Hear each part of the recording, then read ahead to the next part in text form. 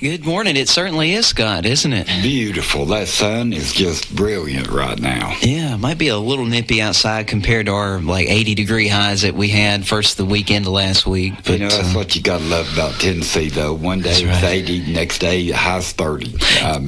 Yeah, and our afternoon DJ on a rock station put it very well yesterday. He said that he read online where your free trial of spring has expired. Enter 25 cents to continue. I think that's where we're at, Scott. I'll pony up. I know we're going to have some 60s and 70s next couple of days, and then it's going to bottom out. Again. But then a couple of days after that, we're right back to 60s, 70s. Kind of like trying to start an old car for the first time. It'll run, and then it'll crash out, and then you got to start over.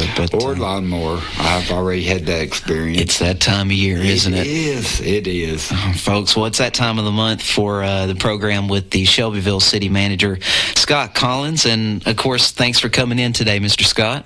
Well, I was slow moving this morning. We had a council meeting that probably lasted close to 2 hours last night. That's a long time. A very, very well-debated, productive meeting. Okay. And, if we had to stay there 6 hours, it'd be worth it if we get to where the city needs to go. And that's what the mayor and council members are always striving for. Okay. Well, very good. Yeah, as long as you can reach that decision, right? Yes. Create a path forward.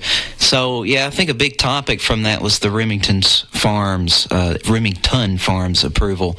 What about that? It was a well-debated, discussed, thorough discussion on the issue. This has been an issue that's been before the Planning Commission and off and on with the City Council for probably 2.5, maybe even 3 years. It's been a process. And the mayor and council did approve the PUD, Planned Unit Development. Okay, Planned Unit Development. Planned Unit Development. Of course, in government, we've got an acronym for everything, and they call it PUD. Well, what are planned units? I don't think I'm familiar with that. They have to have an elaborate plan book to make sure they meet all the requirements from state laws to local ordinances and all the directives from the Planning Commission. And again, this process has been very lengthy because of the impact that this planned unit development may have on the surrounding community. The developers of it have agreed to do a lot of infrastructure work. So, it's been a process. Matter of fact, Chase, I've been in public service. I kind of lose count. I think 36, 37 years. It's been a long time, yeah. And this is probably one of the most challenging and polarizing issue that I've ever seen the mayor and council have to face. Right. There's definitely a lot to talk about it this morning. Yes. I understand. And I don't feel for my bosses because, it's just a tough situation. But I do applaud the Planning Commission and the mayor and city council because they have challenged staff to work with everybody involved. I mean, this impacts utilities, public works. Yeah, infrastructure. And that's probably the reason it's taken so long, because the Planning Commission and the mayor and council wants to make sure that the impact is as beneficial as it can be. Right. Well, good deal. So, that was approved last night, and we'll see what the outcome is of that as we move forward. Yes, sir. Yes, sir. Well, very good. So I understand there's even more developments with the Riverwalk and Riverview District. Yes, sir. Excitement's getting more and more, and when we have this beautiful sunshine and a day like the Lord has blessed us with, it gets you even more fired up. Oh, yeah. But we do have two informal approval, or actually one of them's a formal approval on the right-of-way, and we still have two more we have to work through. But that process is moving in a favorable manner. We hope to have all that wrapped up in the next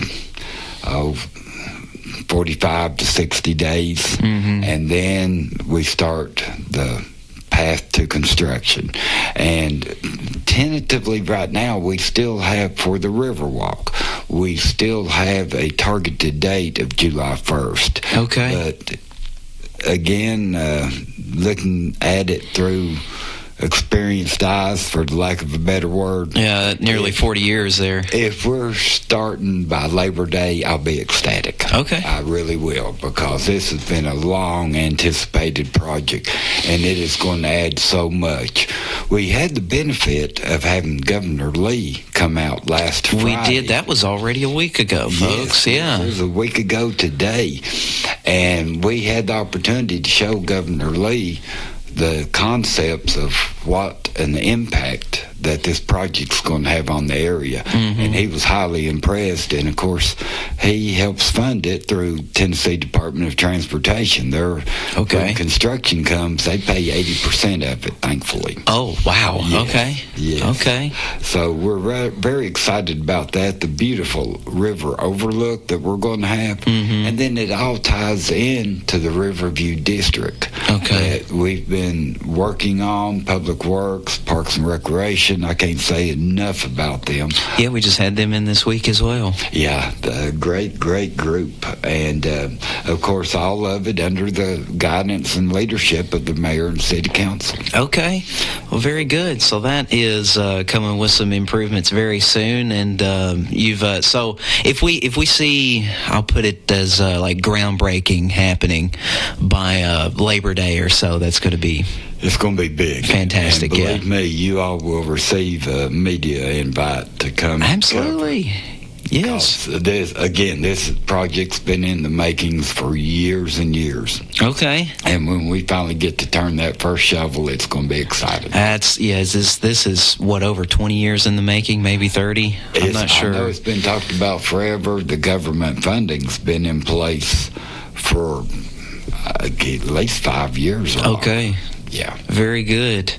Well, speaking of dirt moving, I understand that my alma mater, MTSU, is moving dirt out at the Shelbyville Municipal Airport. Yes, sir, Chase. That's another phenomenal collaborative effort. So much work has went on behind the scenes, and you drive by there and you think, are they ever going to do anything? I've noticed a lot happen. But yes, we finally got the final sign-off from the Tennessee Department of Environment and Conservation. Okay, TDEC? Yes. Okay. TDEC. You're catching on with these. I've heard my father was in construction with his brothers, and I've heard him talk about TDEC a lot. Ooh. From back in the 90s and the early 2000s. TDEC this, TDEC that. Yeah, I'd say you've heard a lot then. Yes, so that was a Freudian slip there. But anyways, they did work through with the stormwater permitting to allow the preliminary grading to get underway. And that's exciting, because that starts the ball rolling, and it's only going to pick up momentum as it goes. Yeah, I'm already seeing, I don't know if they're runways or what, but I'm seeing lots of MTSU planes that I remember seeing on campus about 6 years ago. Yeah. So that's very impressive. Yes, it is. It's a very exciting time, and like I said, once it gets started, it's going to move quickly. Yeah. Their development. Right. It seems like there's always a lot of red tape to get to the start line, to get to that green flag, so to speak, and then once you hit it, the race is on. Green, green, green. Green, green, green. Let's go racing. Yeah. DW fan. That's right, buddy. All right, we're going to take a short 60-second break here on Gov Talk. We'll be right back with a look at the LEVITT music series after this. When's the last time you've seen the eye doctor? Don't wait. Whether it's little Carter's first pair of glasses or keeping a good eye on your vision health as you age, your eyes are a precious thing. See personalized care for the whole family and friendly faces at Dr. Hasty Family Eye Care on 605 North Main in Shelbyville, across from the U.S. Post Office. Striving to bring you excellence in optometry every single day. Don't put your family's vision off. Make an appointment today at 931-684-2020. Personalized eye care for the whole family at Dr. Hasty Family Eye Care. Kincaid's is proud to offer Beauty Rest Black to our customers. Beauty Rest Black represents a leap forward in bedding with sleep climate technology keeping you cool, and triple-stranded pocketed coils give you luxurious support all night long. Wake up refreshed and ready to take on the day with a new Beauty Rest Black mattress from Kincaid Service Company, 400 Madison Street, Shelbyville, across from the Speedway gas station, 931-684-5662. The legend. And here we are, folks, right back with Scott Collins, your Shelbyville city manager. We've talked a lot about Remington Farms approval, the Riverwalk and Riverview District, and progress with that. Maybe we'll be able to see some groundbreaking by Labor Day or even earlier. We don't know. But MTSU's moving dirt at the airport, and we also want to mention the LEVITT music series. Now, that's exciting, and as a musician myself, it's quite exciting. Oh, it's going to be a great addition to the Square Chase. Yeah. There's going to be 3 concerts during the summer, and then 3 early fall concerts. And this was a collaboration between Bridge Bedford, who is putting on the 5K race coming up the 1st of May, but Bridge Bedford has worked with the Flower Arts Center, and it's exciting. It's funded for 3 years, and as a matter of fact, the commissioner of the Tennessee Entertainment Department will be visiting the Flower Arts Center to just learn more about what's going on in Shelbyville. Okay. So Shelbyville's getting on the map. Yeah, it is. Fast and furious. And first Bill Lee, and now the entertainment department's coming down. Yes. LEVITT Music Series is about to take off. That was quite an accomplishment to be able to secure that. It is a grant. It was a grant that was actually applied for by officials with Bridge Bedford. Right. Again, in collaboration with the Flower Arts Center, everybody's working so well together to give opportunities for our citizens and friends.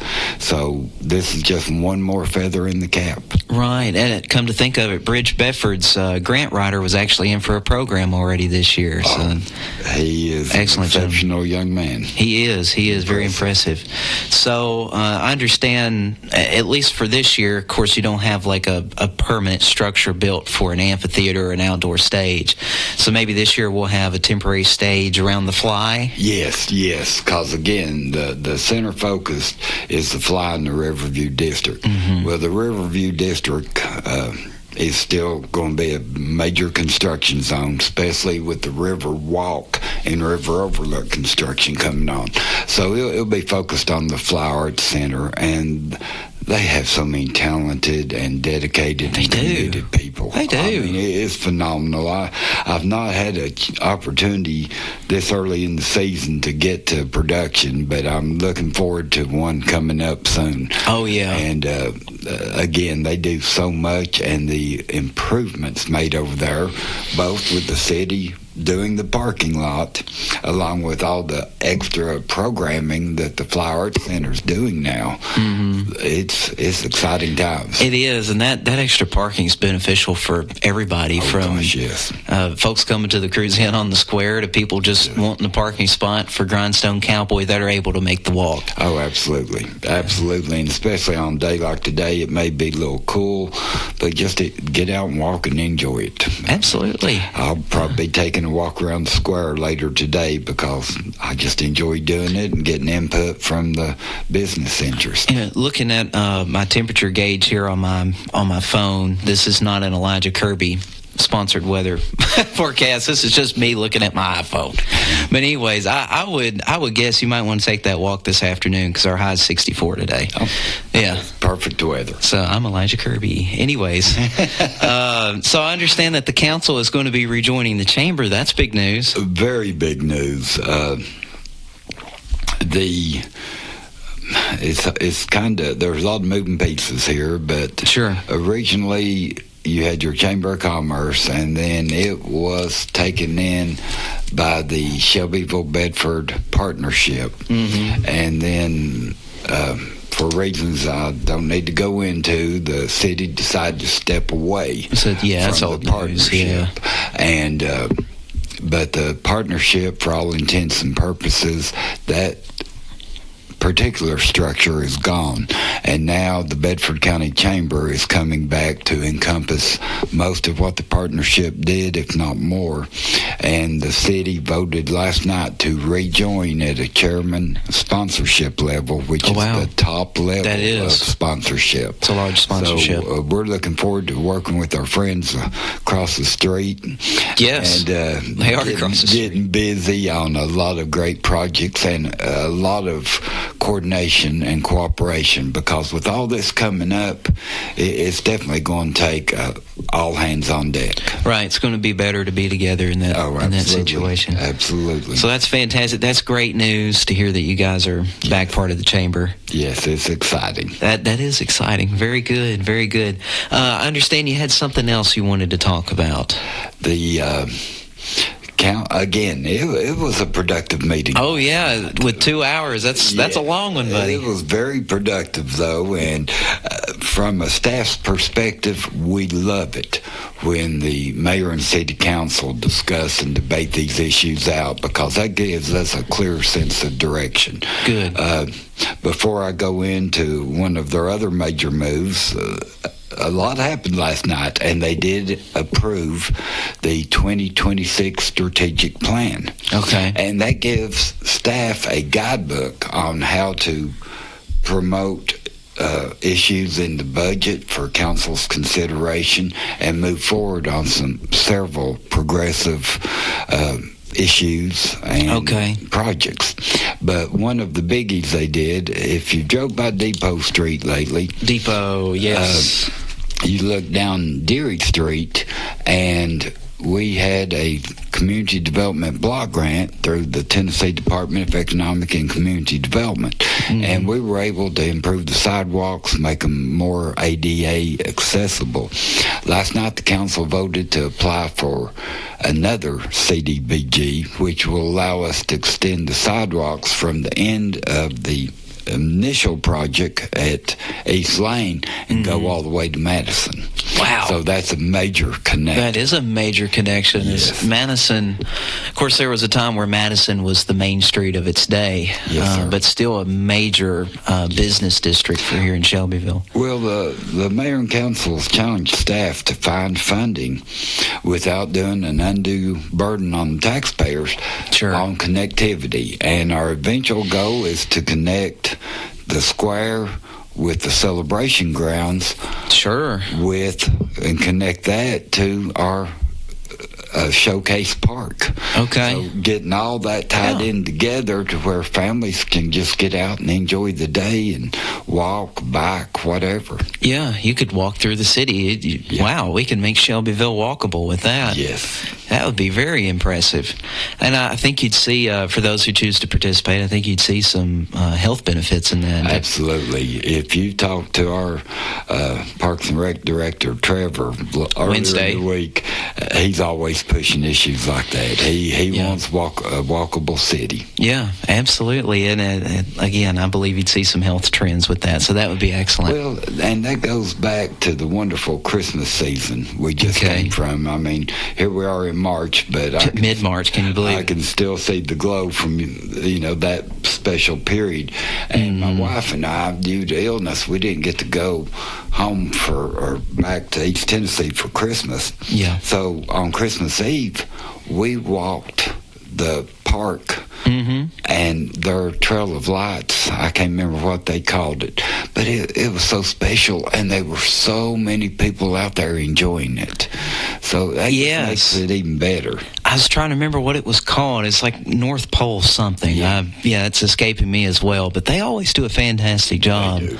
And they do. I've enjoyed when the celebration has been a part of the lights displays as well. That's another memory. But very good, Scott. Well, again, thank you for coming in today. Is there anything else you want to mention on your program before we go off the air? No, sir. Again, I always appreciate the opportunity to come in and brag on the great things the mayor and city council and all the groups that we get to work with, especially our various departments and workforce. I mean, everybody just working together to try to make Shelbyville the best it can be.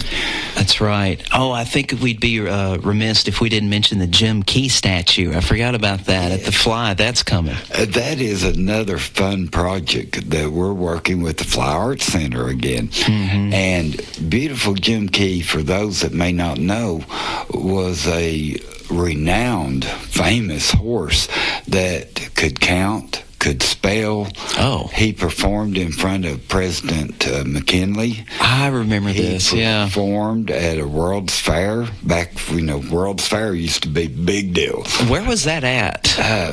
I've read the book, and unfortunately Thomas Johnson, our local historian that is so well versed in Jim Key. I wish he was. We should bring him in one day. That'd be fun. Him in because he has stories to tell.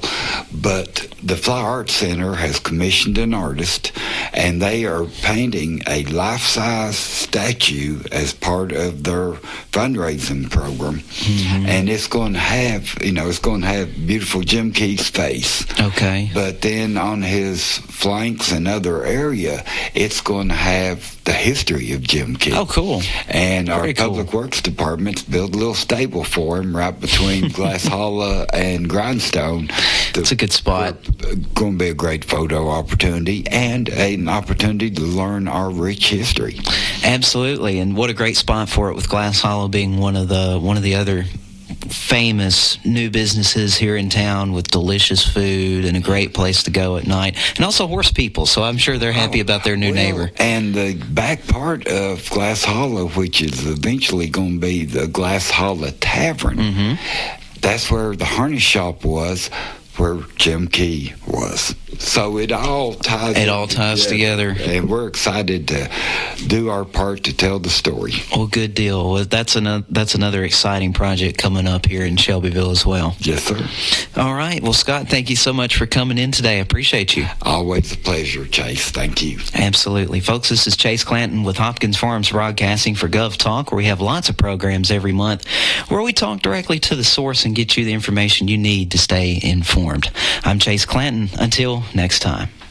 When's the last time you've seen the eye doctor? Don't wait. Whether it's little Carter's first pair of glasses or keeping a good eye on your vision health as you age, your eyes are a precious thing. See personalized care for the whole family and friendly faces at Dr. Hasty Family Eye Care on 605 North Main in Shelbyville, across from the U.S. Post Office. Striving to bring you excellence in optometry every single day. Don't put your family's vision off. Make an appointment today at 931-684-2020.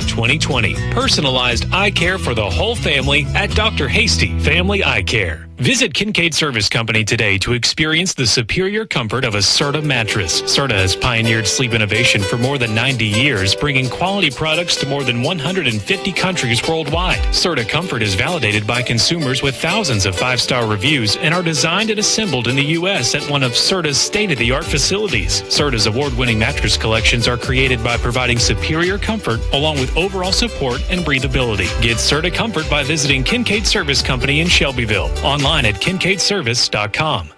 This is freshman Shelbyville Central cheerleader Caroline Levine, and you're on Shelbyville's radio home for Central, 98.7 FM and AM, 1580 WLIJ. Go Eagles.